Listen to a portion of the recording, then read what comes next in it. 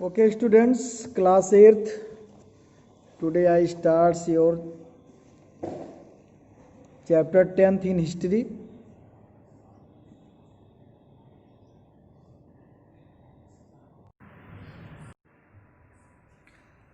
तो आज जैसे कि हमने प्रीवियस डे एक्स्टरडे एक्सप्लेन किया था चैप्टर 10th हिस्ट्री। आपका चैप्टर 10th हिस्ट्री है India after independence, part first इसका। तो पेज नंबर 107 पे आप आ जाइएगा। पेज नंबर 107 आज हमको स्टार्ट करना है द कॉन्स्टिट्यूशन। इसके पहले हमने partitions and rehabilitation of refugees को एक्सप्लेन किया।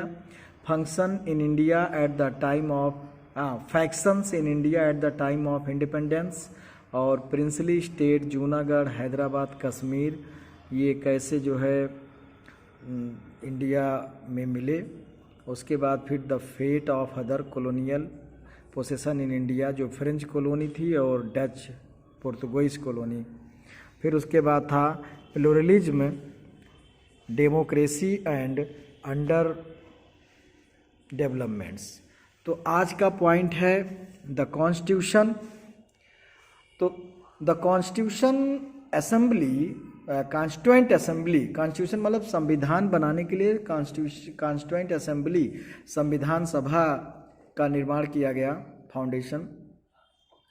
The constituent assembly under the presidentship of Dr. Rajendra Prasad took 3 years to complete the task of forming the constitution। क्या कह रहा है? कॉन्स्टिट्यूएंट असेंबली जो है किसकी अध्यक्षता में बनाई गई? डॉक्टर राजेंद्र प्रसाद। लेकिन एक चीज़ आप याद कर लीजिएगा कि पहले जो सबसे पहले इसके प्रेसिडेंट बनाए गए थे सच्चिदानंद सिन्हा को जो बनाया गया था, बस वो थोड़े ही समय के लिए थे, इसीलिए उनका नाम उतना नहीं आता है और परमानेंटली नाम डॉक्टर राजेंद्र प्रसाद के ही आता को संविधान सभा के अध्यक्ष थे। और इसे 3 साल में लगभग कंप्लीट किया गया। टाइमिंग इसकी है 2 years 11 month and 18 days। Forming the constitution, doctor B.R. Ambedkar played a pivotal role in drafting the constitution. Drafting committee बनाई गई जिसके अध्यक्ष डॉक्टर B.R. अम्बेडकर थे। उनको ये रोल मिला था कि आप एक प्रारूप तैयार करके दीजिए। तो संविधान का एक खाका तैयार करके उन्होंने दिया, एक रफली जो है सारी चीज़ें, और उसको रिटर्न जो है किया गया। रास बिहारी उसमें इन्होंने लिखा था, अंबेडकर ने लिखा भी नहीं था। It came into force on 26 जनवरी 1950 में। अंडरलाइन कर लीजिएगा आप, 26 जनवरी 1950 में फोर्स में आया, बन के रेडी हो गया। 26 नवंबर 1949 में ये रेडी हो गया था, लेकिन 26 जनवरी को ध्यान में रख करके ये जो है 1950 में लागू किया गया। यहाँ पे आपको दिख रहा है फोटो में members of the drafting committee of the Indian constitution.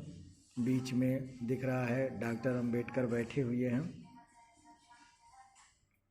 Doctor Rajendra Prasad और सब। तो कितने मेंबर थे? 2, 2, 2, 4, 2, 6, 2, 8, 1, 9 member. Let us now discuss some of the unique features. कह रहा है some of the unique features of the constitution of India and how this document enshrines the values of modern and contemporary India. अब हम जो है आगे क्या discuss करने जा रहे हैं? यूनिक फीचर्स, जो हमारे कॉन्स्टिट्यूशन का, संविधान का एक अनोखा लक्षण जिसको हम कह सकते हैं इम्पॉर्टेंट फीचर्स है, उसके बारे में डिस्कस करेंगे, जिसे जो India and how this document enshrine the value of modern and contemporary India, जिसके वजह से आज जो इसकी वैल्यू है, आज इसे भारत, आधुनिक भारत के लिए। तो डॉक्टर अंबेडकर विभिन्न देशों के कॉन्स्टिट्यूशन को पढ़ करके उससे जो मेन चीज़ें निचोड़ करके उसका इन्होंने एक ड्राफ्ट किया, एक प्रारूप तैयार किया और जिसे लिखा गया। सबसे बड़ा रिटन कॉन्स्टिट्यूशन है इंडिया का जो है वर्ल्ड में।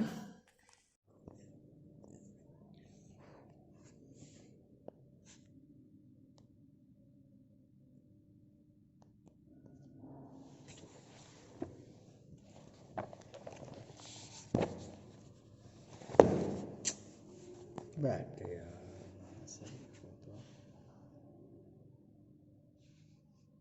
तो सही बनता।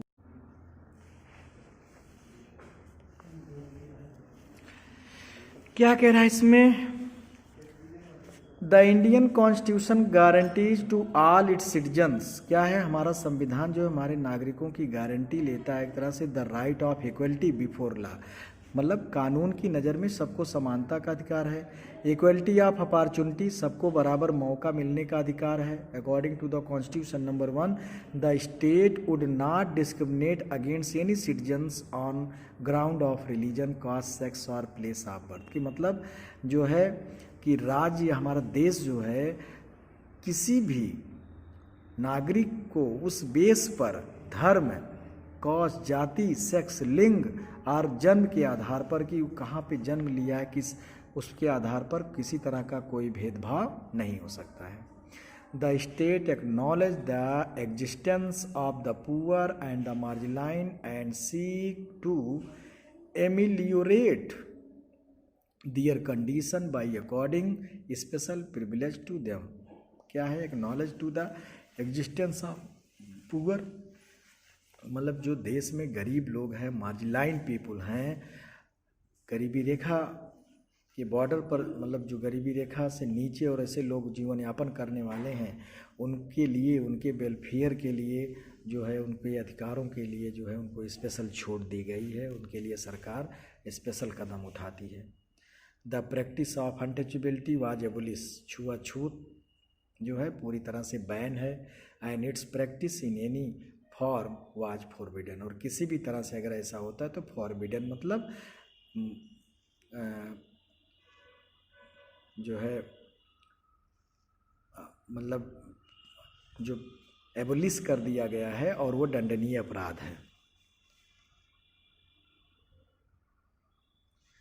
Some marginalized sections of the Indian society have been accorded special privilege by reserving creation percentage of seats in educational institution।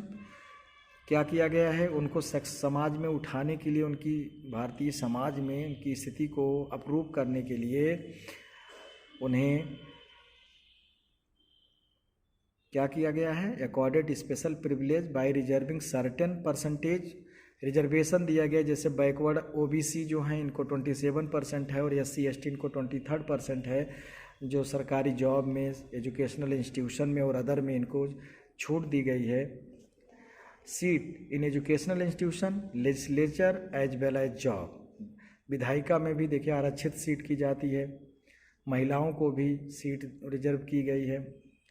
And the government, सरकारी जॉब में, to bring them into social mainstream, सामाजिक मुख्य धारा में, समाज के मुख्य धारा में इनको लाने के लिए ये सब व्यवस्था की गई है। अब आ जाइए फेडरल फॉर्म ऑफ गवर्नमेंट क्या है, संघीय ढांचा जो हम पढ़ते हैं। The constituent assembly agreed that the federal form of government would be best for India. जो हमारी संविधान सभा थी वो इस बात पर सहमत हुई कि फेडरल फॉर्म जो है भारत के लिए सबसे अच्छा होगा। In a federal government there are 2 or more than 2 level of government. ये सब चीज़ें जो इसमें हम पढ़ रहे हैं, कॉन्स्टिट्यूशन सिविक्स में पढ़ चुके हैं और इसके बारे में डिस्कस किया जा चुका है सब, कि फेडरल गवर्नमेंट में क्या है कि जहाँ पे पावर शेयरिंग किया गया है, देख लीजिए 1150, तो मोर देन 2 लेवल, मतलब जैसे एक सेंट्रल लेवल, यूनियन लेवल और स्टेट लेवल, और हमारे यहाँ तीसरा लेवल है local government. The 2 levels of government were to be called the central and state level. The constituent assembly distributed the power between the 2 level. जो हमारी संविधान सभा उसने पावर को शेयर किया है, डिस्ट्रीब्यूट किया है दोनों लेवलों में, government through the union, state and concurrent list. किसके? 3 लिस्ट हम पढ़ते हैं, यूनियन लिस्ट जो सेंट्रल गवर्नमेंट के अधीन केवल आती है, स्टेट लिस्ट जो केवल स्टेट और कॉन्करेंट लिस्ट में दोनों होती हैं, जो सेंट्रल और स्टेट दोनों का होता है। बहुत से ऐसे डिपार्टमेंट हैं आप जानते हो, बताया गया है लिस्ट के बारे में, जो कुछ जैसे फॉरेन है, डिफेंस है, और ये सब जो हैं, रेल है, ये केवल यूनियन लिस्ट में आते हैं।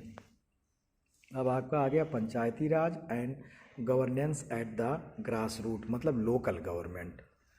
The directive principles of state policy are guidelines to the government. जो स्टेट पॉलिसी मतलब देश की नीति है, उसके तहत जो गाइडलाइंस सरकार को दी गई है, create a social order characterize by social economic political justice to promote the welfare of people. मतलब लोगों की सुख सुविधाओं के लिए, लोगों के हित के लिए जो है सामाजिक न्याय, राजनीति, जस्टिस, इकोनॉमिक आर्थिक स्थिति में सुधार करने के लिए ये व्यवस्था बनाई गई है।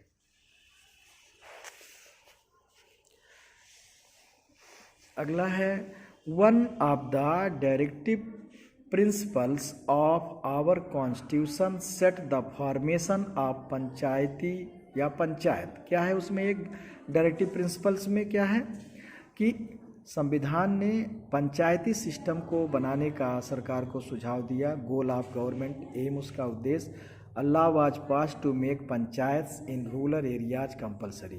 कानून बनाया गया, पास किया गया, जिससे कि पंचायत मतलब ग्रामीण एरियाओं में पंचायती व्यवस्था को कंपलसरी किया गया। These local self government bodies were form to take democracy to the grass root level. और ये लोकल सेल्फ गवर्नमेंट मतलब स्थानीय जो निकाय हैं, स्थानीय सरकार जिसको कहते हैं, ये ग्रास रूट लेवल पर लोकतंत्र को कायम करते हैं। नेक्स्ट पॉइंट है multilingualism and reorganisation of state. क्या है? After independence many sections of people wanted India to be reorganise on the basis of language. आज़ादी के बाद भारत में लैंग्वेज के आधार पर, भाषा के आधार पर लोग रीऑर्गेनाइज होने चाहते थे। जैसे अलग अलग स्टेट में आपको पता है कि अलग अलग लैंग्वेज बोली जाती है। अब गुजरात में गुजराती, तमिल में तमिल, कन्नड़ में कर्नाटक में कन्नड़, मराठा में मराठी। तो अगर इस तरह से होते तो सब डिवाइड हो जाते, बढ़ जाते। लेकिन Congress, the leaders of the Congress how ever felt that India has already been divided once on the basis of religion। हमारे कांग्रेस के लीडरों ने इस चीज़ को फील किया कि भारत तो एक बार पहले ही धर्म के आधार पर बंट चुका है, पाकिस्तान और इंडिया, वो और बंटना नहीं चाहते थे। इसीलिए उन लोगों ने further division along linguistic line पर। Many sections of people express their disappointment in the form of protest, marches और हंगर स्ट्राइक एंड बंद है। मतलब बहुत से समाज के कई ग्रुप ऐसे थे जिन लोगों ने इसका विरोध किया, प्रोटेस्ट, मार्च किया, धरना प्रदर्शन, विरोध, हड़ताल। In 1952 the veteran Gandhian Potti Sriramulu demanding the formation of Andhra state to protest the interest of Telugu speaker. किस लिए किया? 52 में जो है, अंडरलाइन आप इसको कर लीजिएगा, 1952 में जो है वेटरन गांधीयन के नाम से जाने वाले पोट्टी सिरामलू ने इस चीज़ का डिमांड किया, आंध्रा स्टेट का, protect the interest of Telugu speaker. जो लोग तेलुगु भाषा बोलने वाले थे उनके समर्थन में। Died on the 58th days, उन्होंने लगातार भूख हड़ताल किया और 98 दिन 98 मतलब 58 दिन में जो है उनकी डेथ हो गई भूख हड़ताल से। Soon the central government was force to create the new state of Andhra Pradesh. और शीघ्र ही इस आधार पर जो है सेंट्रल गवर्नमेंट को 1 अक्टूबर 1953 पर उस तमिल भाषा के, तेलुगु भाषा के आधार पर एक नया स्टेट बनाना पड़ा, Andhra Pradesh. To find out the possibility of creating more states on linguistic basis the central government form the state reorganisation commission 1953 में। तो इस तरह से अलग अलग लिंग्विस्टिक स्टेट और इन सब चीज़ों से करने के लिए भारत सरकार ने 1 अक्टूबर 1953 को क्या किया, यहाँ पे 1953 में 1953 में जो है रीऑर्गेनाइजेशन आयोग, राज्य पुनर्गठन आयोग की स्थापना किया। राज्य पुनर्गठन आयोग अंडर फैजल अली उनके नेतृत्व में, फैजल अली के, the commission completed it's work in 19, और जो आयोग बनाया गया था उसने अपने काम को 2 साल बाद 1955 में जो है कंप्लीट कर दिया। अकॉर्डिंग टू द रिकमेंडेशन, उनके डिमांड के उन लोगों ने क्या सुझाव रखा उसके अनुसार, the whole of India was divided into 14 state and 6 union territories, पूरे भारत को 14 स्टेट और 6 यूनियन टेरिटरीज में डिवाइड किया जाए on the basis of language. Provincial boundaries were redrawn, स्टेटों की अपनी बाउंड्री पुनः बनाई जाए, पुनः उसकी बॉर्डर रेखाएं निर्धारित की जाएं, to accommodate various language speaker. Since then as and when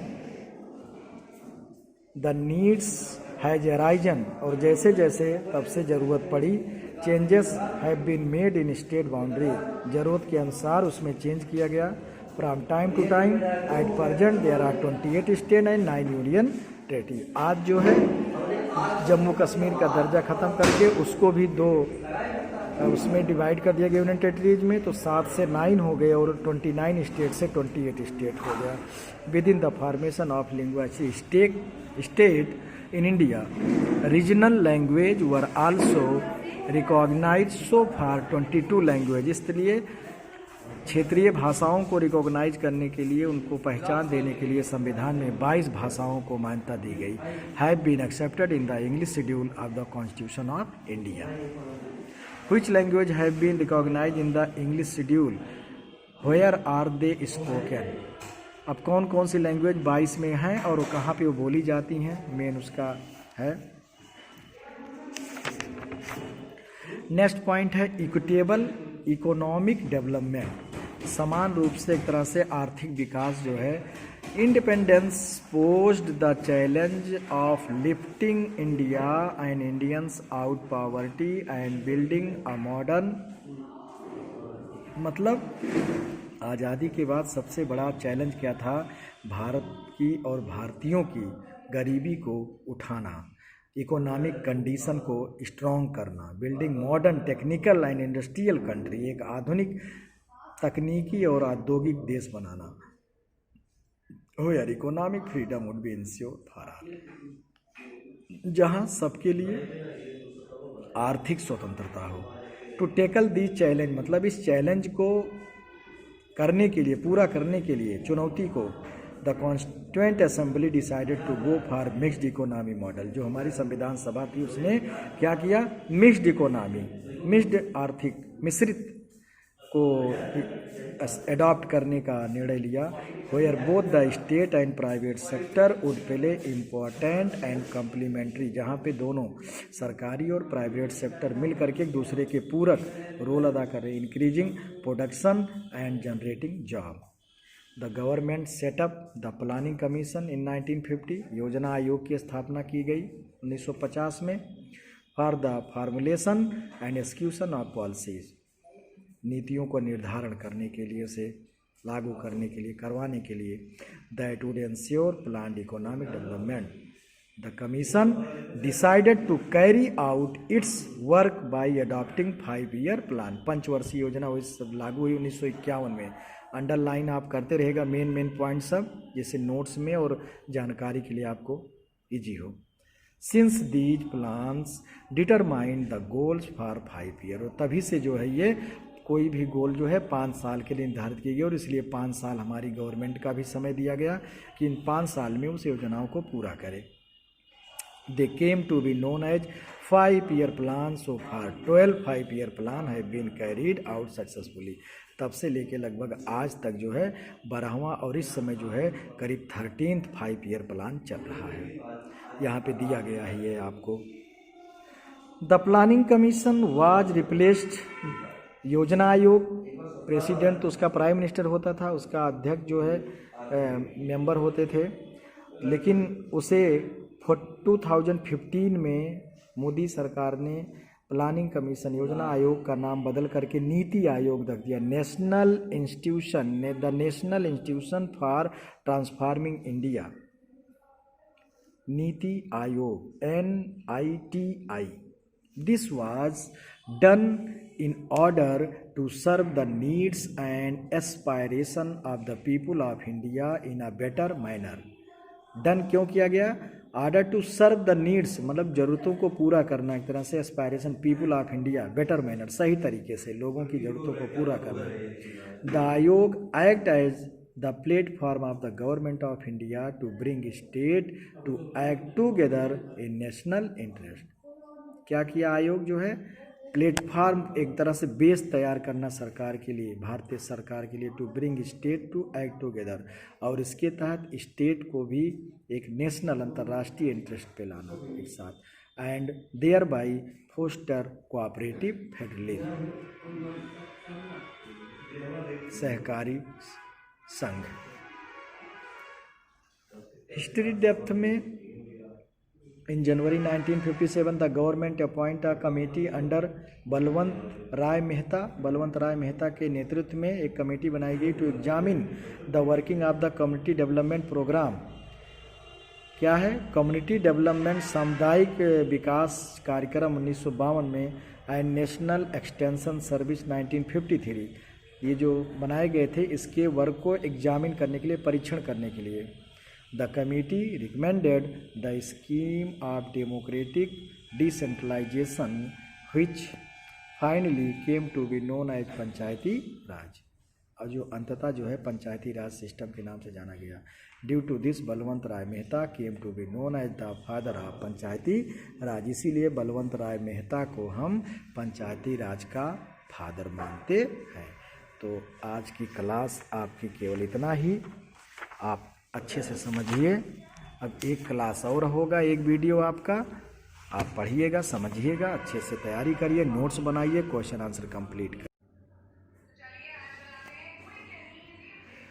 parliamentary democracy based on universal adult franchise. सबसे पहले क्या है हमारे यहाँ पे पार्लियामेंट्री डेमोक्रेसी. इसके पहले आपको हमने एक्सप्लेन किया है प्रीवियस चैप्टर में उधर कि 2 टाइप की डेमोक्रेसी होती है. सिविक्स में आपको किया गया है प्रेसिडेंशियल डेमोक्रेसी और पार्लियामेंट्री डेमोक्रेसी. तो हमारे यहाँ संसदीय लोकतंत्र प्रणाली है, और यूनिवर्सल एडल्ट फ्रेंचाइजीज मतलब 1 पर्सन 1 वोट के बेस पर है. The constitution of India adopted the parliamentary system of government based on the concept of universal adult franchises under this. Number 1, all Indians above the age of 18 would be allowed to vote in the state of nation election. है तो नहीं अभी. तो क्या कह रहा है इसमें कि all Indians above the age of 18, जितने भी भारतीय 18 ईयर्स से अबव वाले उनको वोट देने का अधिकार है, अपने मेंबर्स को, अपने रिप्रेजेंटेटिव को चुनने का उन्हें अधिकार है. नेक्स्ट है equality of opportunity and special privilege for the margin line. क्या कह रहा है? इक्वलिटी एंड अपॉर्चुनिटीज, समानता और सबके लिए बराबर मौका, special privilege for the margin line. Margin line मतलब जो बॉर्डर लाइन पर, ये भी आपको मार्जिन लाइन ग्रुप आपको पढ़ाया गया है सिविक्स में. तो जो बॉर्डर लाइन पर हैं, गरीबी रेखा के पास, उनके स्पेशल प्रिविलेज, जो उनको छूट सुविधाएं उन्हें दी गई हैं. The Indian constitution guarantees to all its citizens.